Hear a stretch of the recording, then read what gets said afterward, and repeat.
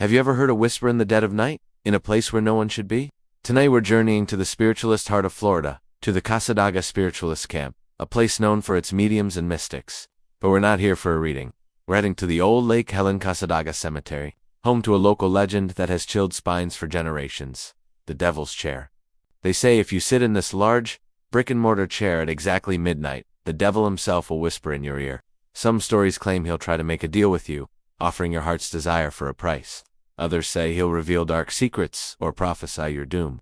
One of the most famous tales involves leaving an unopened can of beer on the chair overnight. When you return in the morning, the can is supposedly empty, yet still sealed. A thirsty devil. Perhaps this isn't just any old bench. It's a mourning chair, built for a grieving family member to sit and reflect. But over the years, its purpose has been overshadowed by these dark tales. Locals and thrill-seekers alike have made the pilgrimage, cameras and audio recorders in hand, hoping to capture proof of the supernatural.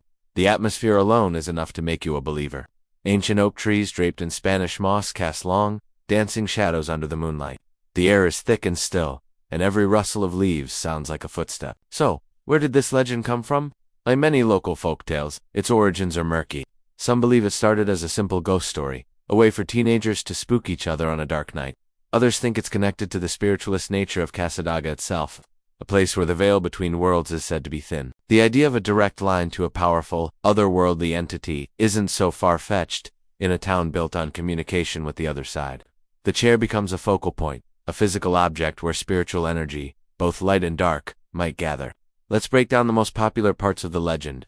First, the whispering. Is it really the devil? Or is it the wind sighing through the ancient trees? Could it be our own minds, primed by suggestion and fear, playing tricks on us? Auditory pareidolia is a real phenomenon where our brains find familiar patterns, like voices and random noise.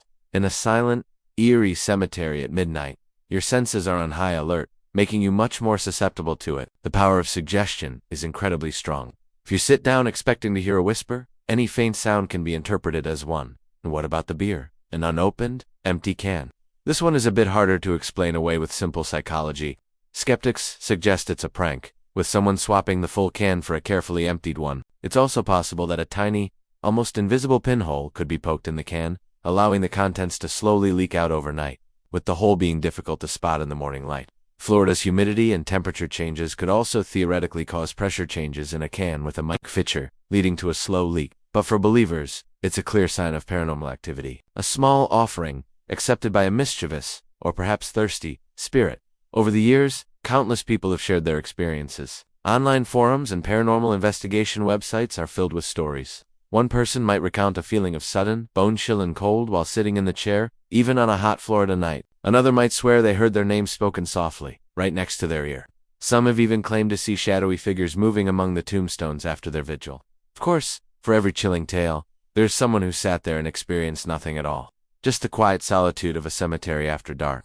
This divergence in experiences is what makes folklore so compelling. It's not about provable fact. It's about shared belief and personal encounters. The Devil's Chair is more than just a piece of furniture. It's a cultural landmark, a test of courage, and a tangible link to the unseen world for those who are open to it. It represents that human fascination with the unknown, our desire to peek behind the curtain and ask the big questions. So, does the devil really whisper to those who dare to sit in his chair at midnight? Maybe the answer isn't the point. The real magic of the Devil's Chair is in the story itself. It's in the nervous excitement you feel as you walk through the cemetery gates, the goosebumps on your arms as you approach the weathered seat, and the question you ask yourself as you sit down. What if? Whether you hear a whisper from the underworld or just the chirping of crickets, you become part of the legend. Thank you for joining me on this dive into Florida folklore. What do you think? Have you ever visited the Devil's Chair? Let me know in the comments below.